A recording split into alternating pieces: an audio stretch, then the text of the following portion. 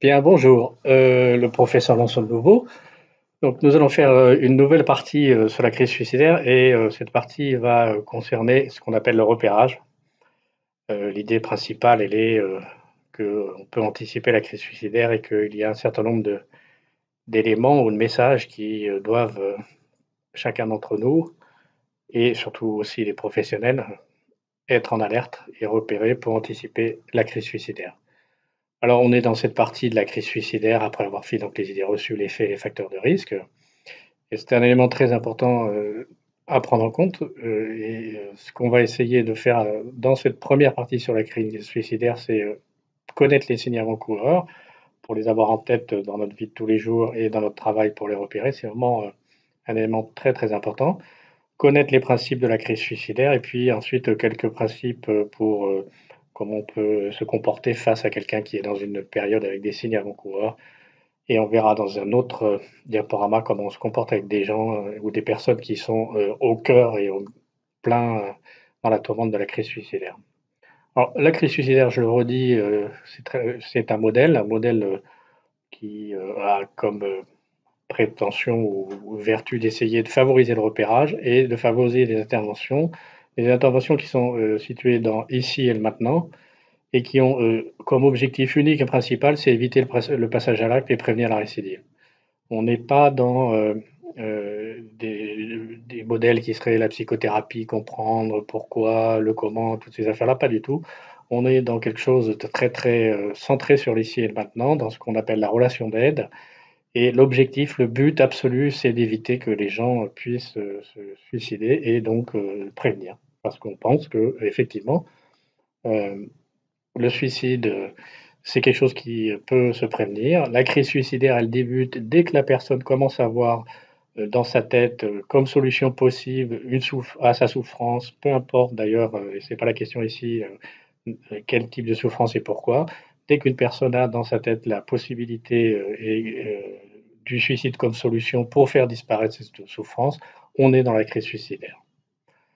La trajectoire de la crise suicidaire, c'est une trajectoire qui va d'abord par un sentiment plutôt d'échec, d'impasse, l'incapacité à sortir, et puis petit à petit, l'idée de mort, l'idée d'en finir, l'idée de s'apaiser avec les idées du suicidaire et les ruminations, c'est très important, c'est l'histoire de rumination. Elles vont devenir de plus en plus envahissantes, ce qui est représenté ici. On a fait à peu près 9 stades, mais c'est pas très très important. Ce qui est important, c'est que de repérer que il y a des moments où on a des idées suicidaires, on a des flashs, ah j'en ai assez, si j'étais plus là, ça serait plus simple, enfin des idées qu'on peut avoir comme ça. Et puis un élément très important, un plan va commencer à suicider, comment dirais-je, va commencer à apparaître avec les ruminations autour du suicide comme la solution ou une solution. Et petit à petit, ce plan et cette solution va se mettre en marche et les choses vont passer au stade 8, qui est le passage à l'acte et la tentative de suicide. Donc c'est un moment extrême d'urgence, ce qu'on verra d'ailleurs. Très souvent, ce qui se passe ici, là, au stade 8, c'est la question la goutte d'eau qui fait déborder le vase, de l'événement déclenchant, et puis aussi, surtout, très souvent l'apport de l'alcool qui va faire basculer les choses. Voilà, donc c'est un modèle qui permet d'essayer d'anticiper. En gros, le repérage, il va se faire surtout au niveau 3, 4, si on peut y arriver. Et puis malheureusement, dans un certain nombre de cas et les interventions thérapeutiques, on est plutôt 5, 6, 7 et parfois 8. Alors pourquoi agir? Je reviens là-dessus, c'est un élément très important avant de détailler plus ce qu'on sait, ce qu'on pense de la crise suicidaire. Premier élément, on peut intervenir, le suicide se prévient, et le suicide peut être évité. Je vous renvoie aux idées reçues aux faits, c'est toute la question de la stigmatisation qu'on a en nous vis-à-vis des personnes du suicide, de se suicidant et dans la société, les idées, les préconçus qu'on a. Ces idées préconçues, le suicide comme acte romantique ou un certain nombre d'idées de ce type ou comme acte de lâcheté, c'est finalement des idées qui sont euh, négatives pour la prévention et l'entraide entre nous. Euh, pour intervenir, il faut comprendre les mécanismes de la crise suicidaire qui sont assez simples, hein, c'est quand même pas une chose très très compliquée. Bien repérer les signes avant-coureurs, c'est ce qui nous permet de prendre soin et d'essayer de porter attention aux personnes. Et puis ensuite, comment on fait? Ben, c'est pas très très compliqué, mais là encore, il faut un peu avoir entendu, répété, ça t'a peut-être entraîné de temps en temps. C'est surtout comment on parle des idées suicidaires, comment on écoute et comment on apporte de l'aide. La stigmatisation, alors très élément très important. Si vous pensez que le suicide ne peut être empêché, vous aurez beaucoup de mal de venir en aide aux personnes qui ont un problème de suicide. D'ailleurs, il y a énormément de soignants qui pensent qu'on ne peut pas empêcher le suicide et que finalement il faut laisser les gens se suicider d'une certaine façon. Deuxièmement, si vous croyez que le suicide peut être évité, si vous répondez oui, vous avez des chances. Et si vous avez réfléchi à cette question et avancé, vous avez des chances de pouvoir venir en aide. Euh, Si vous avez acquis un certain nombre de compétences et objectifs de ces cours et appris ce que c'est l'écoute active et ce qu'on verra dans les cours suivants, et bien effectivement, vous pouvez apporter de l'aide. Apporter de l'aide à quelqu'un, c'est pas très complexe, mais ça demande un petit peu de, comment dirais-je, de compétences, entre guillemets, et d'avoir un peu appris et compris comment ça fonctionnait. Alors, dernier élément, et c'est pour ça qu'on pense qu'il y a la possibilité de prévention, et ça, c'est des choses qu'on sait, c'est que les personnes qui vont passer à l'acte, 8 sur 10, hein, dont un nombre très très important, présentent des signes avant-coureurs, des signes précurseurs, qu'ils donnent et qu'ils manifestent à leur entourage. Alors l'entourage, c'est pas toujours les proches et la famille, hein, je le répète, les personnes avec qui on entretient des relations affectives sont pas le plus souvent les personnes à qui on donne des signes ou des manifestations liées à la présence d'idées suicidaires parce que souvent on n'a pas du tout envie de les faire souffrir. Ce qui permet de comprendre d'ailleurs que les proches, les parents, ils disent mais finalement j'ai rien vu venir. Ben oui, vous avez rien vu venir parce que effectivement la personne qui est envahie par les idées suicidaires, elle a surtout essayé de vous protéger. L'entourage, c'est les collègues d'école, les collègues de travail, le chauffeur de bus qui vous conduit à l'école, enfin, toutes les personnes avec lesquelles vous avez des relations assez régulières, des relations qui peuvent être amicales sans être des relations de très grande proximité. Deuxième élément, les personnes qui se suicident, ils vont aussi très rapidement en contact ou très souvent en contact des soignants et des médecins de famille. 25% des suicidés ont consulté leur médecin généraliste dans la semaine qui précède le passage à l'acte, hein, c'est quand même pas un détail, et au moins 40% d'entre eux ont consulté leur médecin généraliste dans le mois précédent. Alors, bien évidemment, le plus souvent, ils ne consultent pas en alléguant des idées suicidaires, ils consultent pour des motifs, des plaintes qui sont souvent considérées comme des plaintes fonctionnelles ou des plaintes sans vraiment organicité stricte. La plupart du temps, le généraliste connaît les personnes et malheureusement, comme tout à chacun, puisque il n'a pas appris comme moi j'avais jamais appris d'ailleurs, à repérer les signes et à attaquer les idées suicidaires, eh ben, il passe à côté par méconnaissance. Mais tout ça pour dire que la personne qui est envahie par les idées suicidaires va pendant toute une période essayer même de demander de l'aide, essayer de trouver de l'aide, d'essayer de sortir de cette rumination qui l'envahit. Et ça peut aller jusqu'au dernier moment et juste avant l'acte fatal. Bien évidemment, les personnes qui ont déjà fait des tentatives de suicide ont un risque de récidive très important. Et là encore, au décours de la tentative de suicide, nos interventions, l'intervention des proches, des aidants et des soignants va être un facteur qui va permettre de prévenir la récidive des situations suicidaires. Alors, reconnaître la crise, ce qu'il faut comprendre, c'est donc que cette histoire de suicide, c'est une crise où la personne est submergée par des émotions négatives. Je suis nul, je vais pas y arriver, j'ai gâché ma vie, voilà, ça c'est des choses excessives, mais toutes ces émotions négatives vont envahir progressivement la vie psychique, vont progressivement épuiser ses capacités cognitives, ses ressources. Ben, progressivement, on va avoir du mal à penser à autre chose, on va ruminer, on va centrer sur ses pensées, centrer sur ses échecs, et puis globalement, on va être enfermé dans les ruminations suicidaires qui vont s'imposer et qui vont être finalement comme un petit lutin qui vous mange le cerveau d'une certaine façon. La perception de la réalité va être embrouillée d'une certaine façon. Le suicide s'imposant, les éléments saillants, les capacités et les ressources personnelles vont s'effondrer au travers des ruminations. Petit à petit, la personne va être dans une situation d'épuisement cognitif et n'arrivera plus à trouver d'autres solutions pour sortir de ces idées. Et le suicide va devenir une solution qui permettra d'apaiser cette souffrance psychologique, cette souffrance psychique et cette souffrance physique. Alors là, je mis quelques exemples, mais c'est des choses que les gens qui connaissent les personnes en situation de souffrance et de suicide qu'on- et qu'on peut très facilement retrouver. Je ne voulais plus être ici, je me sentirais beaucoup mieux si j'étais plus là. La situation était insupportable, je voulais arrêter cette douleur, je détestais la vie, je me sentais coincé. Vous voyez, c'est des ruminations de ce type-là, qui sont d'ailleurs assez communes, hein, qui font que beaucoup d'entre nous peuvent se retrouver. Cette douleur est insupportable et finalement le suicide, ben, c'est quand même moins pire que tout ça. La souffrance psychique, c'est quand même la souffrance la plus grande qui existe. Les gens qui ont été confrontés à des souffrances psychiques, des idées négatives, très souvent ils vous diront que c'est peut-être même pire, bien pire qu'une souffrance physique. Alors comment agir? La première chose, c'est vraiment d'être en alerte sur les signes avant-coureurs. Puis, une fois que ces signes avant-coureurs ont été repérés et il va falloir apporter de l'aide. euh, et puis ensuite, quand vous apportez de l'aide, il sera très important d'évaluer le risque et l'urgence. Ça veut dire, eh ben, est-ce qu'il y a un risque que le passage à l'acte se réalise dans les heures ou dans la journée qui suit? Et là, effectivement, ce qu'on va faire, c'est pas tout à fait la même chose si le risque est fort ou si le risque est moyen ou faible. Voilà, c'est ça qui est très important. Quand on est là, juste là, le risque il est très très fort. Quand on est ici, le risque il est faible. Et donc, les stratégies qu'on doit mettre en place et l'aide qu'on va apporter ne sera pas tout à fait la même.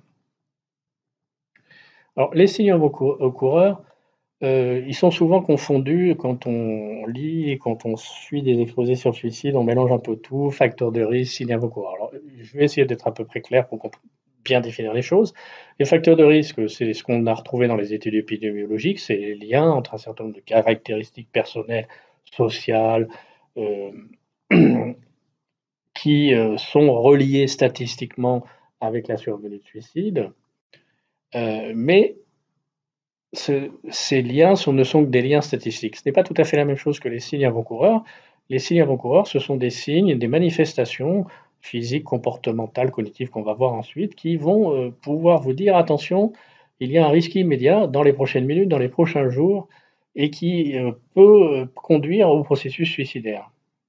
Alors,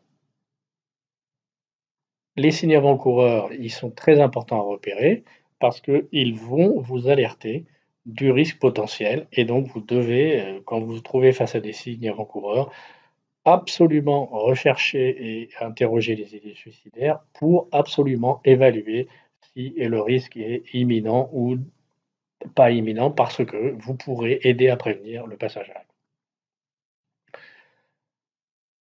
Il y a une autre confusion dans la littérature, c'est ce qu'on appelle les facteurs de risque potentialisateurs et les signes avant-coureurs. Les risques potentialisateurs, c'est des signes qui sont prédisposants, ce qui va augmenter le risque statistique des gens, mais le risque statistique, ce n'est de la statistique. Et ce qui sera l'élément le plus important à prendre en compte, c'est, je le redis, les signes avant-coureurs. J'ai fait des diaporamas, puis vous trouverez partout les risques potentialisateurs, le fait d'être au chômage, le fait d'être divorcé, l'isolement social, les abus et traumatismes antérieurs, les comportements suicidaires, la maladie mentale, c'est un élément très très important, et l'annonce des maladies physiques. Tout ça, ce sont des facteurs de potentialisation. Ils ne sont pas responsables en eux-mêmes du risque suicidaire, et leur présence ne suffit pas à dire que le risque suicidaire est grand. L'exemple, c'est par exemple, si une personne vit sans emploi, eh bien, elle aura plus de désespoir en pensant à son avenir, elle se sentira effectivement isolée socialement, dévalorisée, mais elle va développer que dans certaines circonstances et pas chez tout le monde, les idées suicidaires comme solution à leurs difficultés, à leurs problèmes. Les personnes à risque, bon, elles sont connues, je les ai déjà dites, hein, la maladie mentale, l'alcool c'est quand même un élément très très important, on n'en parle pas, mais et on le néglige le plus souvent, l'usage d'alcool, le sevrage de l'alcool, c'est un élément majeur de risque suicidaire. Les conflits familiaux, les problèmes financiers, enfin tout ça, c'est déjà été évoqué dans les diaporamas précédents, je vous y renvoie. Alors, les signes avant-coureurs, ils sont listés ici, un certain nombre d'entre eux, puis on va revenir euh, plus précisément sur chacun d'entre eux pour essayer de les comprendre. Les expressions, les changements de l'humeur, l'anxiété brutale, tout ce qui est euh, changement brutal avec une humeur triste, des difficultés psychologiques, euh, déverbalisation négative, déverbalisation suicidaire, d'apparition brutale, c'est très important. L'augmentation de certaines conduites comme l'augmentation des usages de drogue, l'augmentation de la conduite d'alcool, là encore, le changement des conduites, c'est un élément qui doit alerter. L'apparition de phénomènes de rage, de colère, de désespoir, manifestés ou pas de façon comportementale, la survenue brutale, tous ces changements de comportement doivent nous alerter. Ce qui veut dire que, en général, il faut faire attention aux autres et quand on connaît un peu les autres et qu'on y fait un peu attention, on se rend compte que, tiens, il y a quelque chose qui n'est pas comme d'habitude. Et à ce moment-là, eh ben, effectivement, s'il y a quelque chose qui n'est pas comme d'habitude et qui manifeste une souffrance, un changement de comportement, l'usage de substances addictives et d'alcool, là, il faut être en alerte et il y a un certain nombre de choses qu'on verra ensuite qu'il faut faire. Ces signes avant-coureurs, bon, ils vont de l'humeur, l'usage de substances, et puis on verra plein d'autres choses. Si ces signes avant-coureurs sont autour de vous, là c'est très très important. On dit tendez la main et parlez-lui, on va voir. Effectivement, il faut absolument prendre le temps de se poser quelques minutes avec cette personne pour, d'une part, aider à désamorcer ce qui se passe dans sa tête et aussi euh, explorer ses idées suicidaires. Le fait de les explorer, parfois, ça fait diminuer la pression. C'est vraiment des choses qui peuvent sembler ridicules, mais ce sont des éléments, ça a été montré très clairement. Ces toutes petites interventions, quand les signes avant-coureurs sont présents, parfois et même souvent peuvent éviter le passage à l'acte suicidaire. Alors les messages verbaux, ils sont, voilà, je veux en finir, je vais tuer, ce serait tellement mieux sans moi, je suis inutile, j'ai tout raté dans ma vie, je serais bien mieux si j'étais mort, la vie ne vaut pas être vécue. Voilà, c'est l'apparition dans le discours de tous ces messages qui sont comme ça au décours d'une phrase, euh, au décours d'une conversation avec son collègue de travail ou avec ses amis. Ben voilà, et quand on entend ça, il faut s'arrêter et explorer les idées suicidaires et il faut explorer est-ce que tu as déjà pensé à te suicider? Est-ce que tu me dis là, finalement, c'est pas quelque chose qui est tu vas te suicider, en finir. Des comportements, je les ai signalés, hein, c'est des comportements qui peuvent aller du repli, l'isolement, préférer être seul, petit à petit, mettre de l'ordre dans ses affaires personnelles, commence à se préoccuper des papiers d'assurance vie, commence à s'intéresser à un certain nombre de choses comme les armes à feu, stocke des médicaments, vous voyez, donc des comportements qui petit à petit commencent à interroger, ou à l'inverse, des comportements d'agitation, des comportements d'agressivité, des sommeils qui commencent à être très perturbés. Donc, si en plus c'est associé avec des messages verbaux, là, on peut être tout à fait inquiet. Il y a ce qu'on appelle des signes cognitifs, c'est-à-dire des difficultés dans les façons de penser, difficultés à se concentrer, à paraître découragé, irritable, ennuyé, d'avoir le goût à rien, avoir plus de motivation, être indécis. Et là encore, si on a des messages verbaux associés, ben, il faut être vigilant. Et vigilant, ça veut dire pas seulement faire attention, ça veut dire se préoccuper et s'alerter auprès de la personne sur la présence d'idées suicidaires. Les signes sont répertoriés ici, hein. Les messages verbaux ils peuvent être clairs ou subtils. Je vais me tuer, vous aurez bientôt la subtil, vous allez avoir la paix bientôt. Je n'ai plus le goût de vivre, j'ai peur de ce que je pourrais faire. Ne vous inquiétez pas, je vais débarrasser le plancher. D'un point de vue comportemental, eh ben, on peut commencer à donner ses objets, on change son comportement de façon radicale, on montre un intérêt pour des objets pouvant causer la mort, les armes à feu, le stockage des médicaments, on commence à plus prendre soin de soi, on va avoir des comportements à type de recherche de sensations fortes qui sont des choses pas habituelles, hein. C'est ça qui est très important, c'est le comportement, il devient différent, il change de ce qu'on connaît de la personne. Petit à petit, d'un niveau émotif, eh ben, la personne commence à se désintéresser, elle se résigne, elle pleure, elle est quand même agressive, elle rit puis elle pleure, elle est en colère, elle est incohérente, toutes des choses qui témoignent du fait que bah, il y a quelque chose qui n'est pas comme d'habitude, voilà. Et quelque chose qui traduit des modifications de l'humeur, et puis on a l'impression que la personne s'isole. Alors comment on doit intervenir une fois qu'on a fait ça? Intervention, c'est un mot bien pompeux. Euh, alors, la première chose qu'il faut comprendre, c'est la personne enfermée dans ses ruminations, il faut l'aider à sortir de ces phénomènes de rumination. Ça ne va pas régler ce problème de chômage, hein. Les facteurs de risque, on ne va pas les régler, c'est pas le problème. Ça ne va pas régler les difficultés de sa vie, mais en tout cas, il y a peut-être des perspectives autres Et il y a peut-être d'autres choses que les ruminations suicidaires et peut-être que le fait de pouvoir en parler, le fait de pouvoir se vider, se confier à quelqu'un, ça va permettre de faire ça. Ça peut sembler tout à fait simpliste, mais c'est quand même un élément qui, quand on l'a expérimenté, et lorsqu'on s'est entraîné ou lorsqu'on a travaillé ou lorsqu'on a fait ce genre de choses, on se rend compte que c'est très très puissant. Et ce qui est très puissant, c'est vraiment de poser la question sur le suicide, mais je vois bien que les choses vont pas, que c'est pas comme d'habitude, et ça on le reverra, hein, mais est-ce que quand on est dans cet état-là, souvent on pense au suicide. Toi, par exemple, tu y as déjà pensé? Et là, c'est très très important d'écouter la réponse et puis surtout ensuite de travailler sur la question de l'espoir, des possibilités et la question des ruminations, on le verra plus en détail ensuite. Bon, comment il faut faire? Eh ben, il faut établir un lien de confiance. Alors, le lien de confiance, il est le plus souvent euh, quand on a des relations de proximité ou amicales avec les gens, c'est plus facile. Quand on est un professionnel, ben, ça fait partie des choses qu'on doit apprendre. Euh, il ne faut pas hésiter à laisser les gens exprimer leurs émotions négatives, leur tristesse, leurs difficultés et les laisser se vider de ces émotions. Et dans le même temps, et ça on consacrera ensuite un cours là-dessus, bien évaluer le potentiel suicidaire.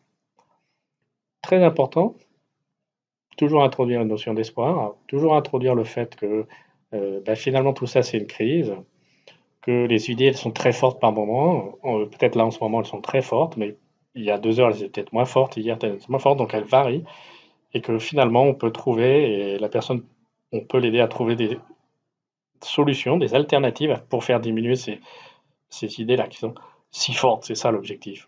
Et puis aussi la question de, eh bien, finalement, regardez, vous n'êtes pas tout seul, là, finalement, on parle, et puis on peut apporter du soutien, et puis est-ce qu'on peut apporter du soutien à votre entourage, à votre famille, à vos proches, et donc on va vous resituer, on va vous aider à reprendre des liens, peut-être là qui étaient un peu rompus tout de suite à cause des idées suicidaires. Évidemment, il faut écouter avec empathie, ça c'est un mot, ça mange pas de pain, et c'est permanent. L'empathie, c'est essayer de faire que la personne puisse avoir le sentiment d'être comprise et de parler avec quelqu'un qui finalement sait écouter ce qu'il dit et sait écouter la souffrance qu'il a. Il faut laisser la personne raconter son histoire. Le fait de pouvoir parler de ses difficultés, j'ai envie de me suicider parce que j'en peux plus, j'ai des difficultés avec mon employeur, il m'a harcelé, il ne me comprend pas, j'ai été humilié. C'est très très important que les gens puissent en parler parce que souvent les ruminations, elles alimentent le sentiment d'exclusion. Ça permet de voir comment la personne vit la crise, ça permet de voir comment la crise s'intègre dans la vie des personnes. Et puis il faut aussi, et ça on le verra, hein, je donnerai des exemples dans un des cours et puis j'essaierai de donner des petites scénettes pour essayer de comprendre ça. Euh, il faut introduire subtilement, petit à petit, la question des forces des gens, la question des valeurs.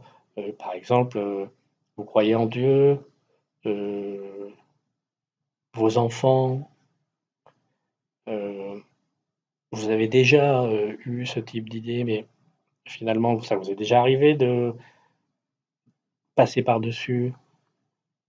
Donc la question, c'est effectivement de trouver dans l'instant, trouver au milieu de cette crise, parce que là, on est dans un moment où finalement, peut-être les choses vont passer à l'acte dans les heures ou la journée qui suit, hein.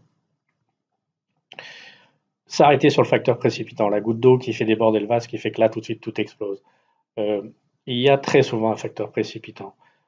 L'alcool, la contrariété, le détail qui fait que tout vient exploser, que finalement, alors là, ça suffit, il y en a marre, je vais me jeter par la fenêtre, quoi. Et une des choses très importantes, c'est d'atténuer l'importance de cet événement, lui redonner finalement une réalité. Une goutte d'eau, ça ne reste qu'une goutte d'eau. Euh, et puis, ce qu'on appelle des minages de l'agenda personnel, une fois que je suis envahi par la goutte d'eau, bah, il y a tout un scénario que j'avais dans ma tête parce que avant de se suicider, souvent on a déjà des scénarios, on y a pensé, on a déjà vu comment on allait se suicider, on a déjà vu comment on allait faire. Et donc, tout ce scénario qui est dans la tête, et ben, il va se mettre en tête. Et il faut pouvoir en parler pour essayer de le déminer. Les médicaments, l'arme, la corde, toutes ces choses-là, on le verra, c'est très important. Évaluer le risque, c'est l'élément capital qui va ensuite vraiment conduire à Qu'est-ce qu'on peut faire en plus? Dans le risque, il y a les risques, les signes avant-coureurs, j'en ai parlé. L'urgence, c'est la question du scénario suicidaire. Comment, bon, tu as déjà pensé au suicide, je vois bien que les idées suicidaires, elles sont dans ta tête, mais elles sont dans ta tête souvent, toute la journée? Ah oui, elles sont là tout le temps, j'y pense. Là, aujourd'hui, j'y ai pensé, ça m'a pas lâché. Et, c'est quoi ces idées suicidaires? Ah ben, je vais prendre tous les médicaments que j'ai chez moi. Ah, mais tu comment ça? Bah oui, ça fait des semaines que j'accumule les traitements pour la dépression que m'a prescrit mon médecin. D'ailleurs, j'en ai une trentaine de boîtes à la maison, hein, mais tu as déjà imaginé de les prendre? Bah oui, très souvent, je me vois en train de manger les médicaments. Voilà, c'est ça l'urgence. Quand on a tout ça dans la tête, on n'est pas très loin de passer à l'acte si la goutte d'eau survient. La dangerosité, c'est la méthode choisie. Bah, si tu as une arme à la maison avec des balles et que tu as déjà pensé à te la mettre dans la bouche et à te tirer une balle, là, on est dans une situation de très grande dangerosité dans laquelle il faut intervenir. Offrir des alternatives, eh ben oui, c'est finalement, au milieu de cet enfermement, il y a sûrement des choses et il y a des choses que vous pouvez repérer, que vous voyez pas tout de suite. Je l'ai répété, vos enfants, les passions que vous avez dans la vie, votre vie religieuse, l'existence de Dieu, enfin tout un certain nombre de choses qui sont des alternatives qui permettent de voir les choses un peu autrement. Il faut qu'on en parle. Là, on va essayer de trouver des ressources adéquates, hein, pas rester seul. Comment on peut faire tout de suite là, je vais pas te laisser avec tes ruminations, donc on va essayer de voir ensemble comment trouver une solution. Quelle est la personne qui peut t'apaiser, qu'est-ce qui peut faire diminuer. On va planifier des choses très très simples à faire là tout de suite, maintenant, là on s'est assis. Bah, je ne veux pas te laisser partir comme ça à la maison avec tes ruminations. Je vais m'engager à faire que tu vas passer cette crise et puis dans une heure ou deux, on verra et je te confierai où j'aurai pris soin de toi. Euh, et puis, il faut accompagner là tout de suite et accompagner un peu dans les heures qui suivent. Effectivement, ça engage. Alors, les points à retenir de toutes ces choses-là, c'est la crise, c'est une crise, ça va passer, il faut la repérer. Les signes avant-coureurs, ils sont très importants. Si quelque chose autour de vous, chez quelqu'un que vous connaissez, que vous avez l'habitude de rencontrer, vous alerte comme étant, tiens, il y a des choses qui ne sont pas comme d'habitude, il y a la tronche de travers, on va des idées, il ne faut pas hésiter à s'arrêter à prendre un moment très calme pour parler avec la personne et attaquer, entre guillemets, directement les idées suicidaires. Ça, c'est vraiment un élément très important. J'espère que j'ai réussi à faire passer ce message. Les liens d'intérêt, ben, moi, j'ai pas de lien d'intérêt sur cette affaire en l'année 2019. J'ai un lien à essayer de faire que les personnes sortent de la spirale suicidaire et j'ai pas une vision mortifère en vitro-psychique. Bien évidemment, et comme à chaque fois, quand on est aux prises à des suicidaires, il y a toujours la possibilité de demander de l'aide. SOS Amitié, Suicide Écoute. Faut pas hésiter à appeler le SAMU, puis il y a des sites, voilà, j'en ai mis. Le site du gouvernement, c'est un site qui est important à connaître. Et n'hésitez surtout pas à demander de l'aide si vous, vos proches, vous êtes confrontés à cette question du suicide.